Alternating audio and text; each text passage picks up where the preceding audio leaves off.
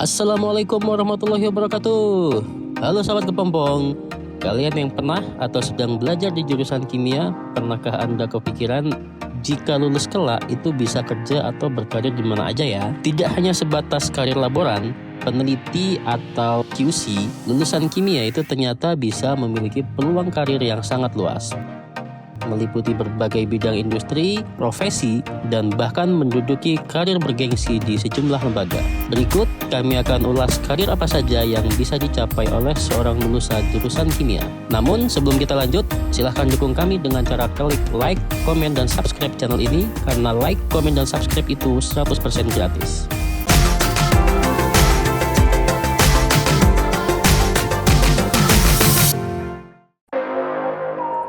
Banyak orang yang bertanya dan bahkan mungkin kebingungan saat pertama kali menentukan fakultas atau jurusan yang harus dipilih saat akan mendaftar kuliah. Kebingungan ini biasanya muncul karena kurangnya pemahaman seseorang tentang manfaat dan peluang karir yang akan didapat setelah 4 tahun berjuang menjalani kehidupan sebagai mahasiswa, khususnya bagi kalian yang merupakan sarjana di jurusan kimia. Melalui tayangan ini, kami berupaya untuk membantu kalian semua para calon sarjana kimia untuk terus semangat dan bersungguh-sungguh menyelesaikan pendidikan dengan predikat dan kualitas terbaik, karena beberapa karir mentereng itu telah menunggu Anda.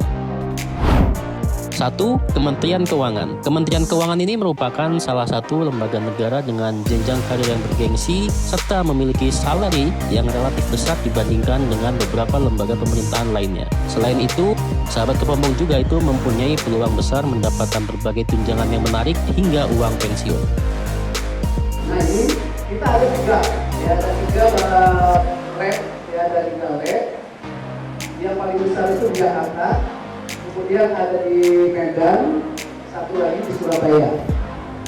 Itu yang bentuknya kantor langsung ya, itu yang bentuknya kantor. Tetapi di setiap kantor-kantor pelayanan yang besar, seperti contoh di Lampung ini, itu kita ada mini lab namanya. Mini lab itu paling tidak ada 3 orang tenaga analis di situ. Kita sudah tahu satu peluang itu ada. 2. Perusahaan multinasional. Sesuai namanya, perusahaan multinasional merupakan perusahaan berskala besar, mulai dari sektor industri hingga sektor keuangan. Perusahaan multinasional ini di Indonesia ada banyak sekali contohnya, seperti Astra International dan lain sebagainya. Terus yang kedua, biasanya kebiasaan senior itu biasanya cari soal-soal yang sebelum-sebelumnya. Nah, jadi dipelajarin soal-soalnya, karena biasanya itu kisi-kisinya pasti ada di situ kok. 3. Dunia pendidikan. Bagi sahabat kepompong semua yang belum paham dengan berbagai program kemudahan yang disediakan oleh pemerintah, karir dosen untuk Anda para lulusan kimia dengan standar nilai akademik terbaik, apalagi Anda yang memang semasa kuliah itu aktif di berbagai organisasi kemahasiswaan. Ada beberapa program beasiswa lanjutan yang dapat sahabat kepompong semua jalani untuk mempermudah meraih karir bergengsi di dunia pendidikan ini. Kemudian saya Ibu Hakim aktif di himpunan. Ibu Hakim jadi sekretaris himpunan ya. Himpunan saya jadi kepala departemen KPO, kaderisasi dan pengembangan organisasi. Yang buat ospek ini 12 tahun yang lalu adalah saya. Yang pertama adalah kebanggaannya dulu. Mau jadi apa? Kebanggaannya ini. Nama programnya PNDSU ya, memiliki IPK 3,25. Oke, 3,25 udah cukup itu. Nanti diseleksi nasional, kemudian nanti akan studi lanjut S2 dan S3 dalam waktu yang bersamaan. Jadi kalian kuliah S2 semester 1 itu kuliah juga mata kuliah S3 di semester 1. Jadi di semester 1 S2 itu 32 SKS. Sarjana 144 SKS. Ditambah mata kuliah dari S3-nya. Jadi kalian S2 itu seperti S1. Ya. Kemudian setelah itu lulus, nah ini syaratnya PNSU wajib jadi dosen.